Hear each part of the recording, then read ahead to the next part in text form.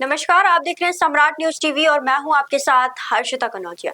अयोध्या के राम मंदिर में चढ़ावे की चोरी का मामला अब सिर्फ एक गमन की कहानी नहीं रहा। जांच जैसे जैसे आगे बढ़ रही है, इसमें शेयर बाजार, ब्याज का धंधा और जमीनी खेल के ऐसे चौंकाने वाले खुलासे हो रहे हैं जिसने जांच एजेंसियों के भी होश उड़ा दिए हैं।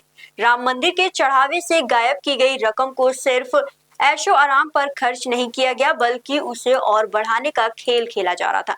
पुलिस सूत्रों का दावा है कि मुख्य आरोपी अनुकल्प मिश्रा और सह आरोपी अविनाश ने पूछताछ में कबूला है कि चढ़ावे के पैसों का एक बड़ा हिस्सा शेयर बाजार में इन्वेस्ट किया गया है।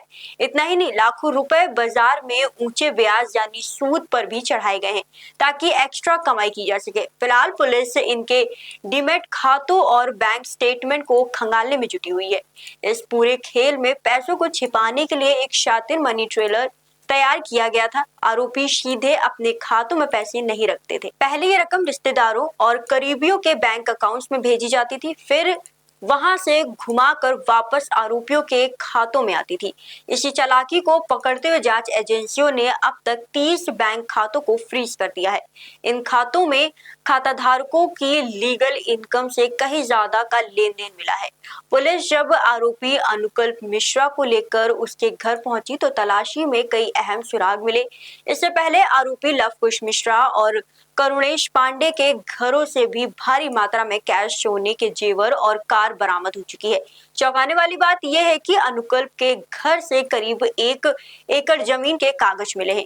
कागजों के मुताबिक ये जमीन 6 लाख रुपए की खरीदी गई थी, लेकिन आज के बाजार में इसकी कीमत कई गुना ज्यादा है।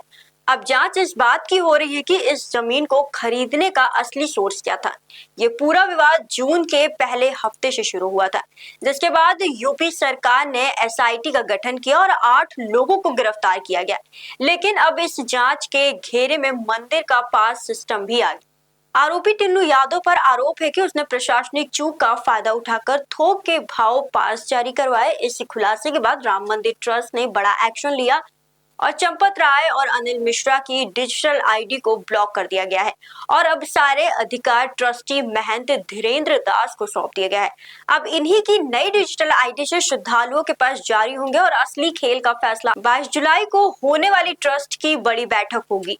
माना जा रहा है कि इस बैठक में चढ़ावे के मैनेजमेंट को पूरी तरह पारदर्शी बनाने, सुरक्षा और दर्शन व्यवस्था से बड़े बदलाव करने पर मोहर लग सकती है। लेकिन सबसे बड़ा सवाल यह है कि आखिर कुल कितनी रकम की चोरी हुई है और इस सिंडिकेट में इन 8 चेहरों के पीछे और कौन कौन से बड़े नाम शामिल हैं।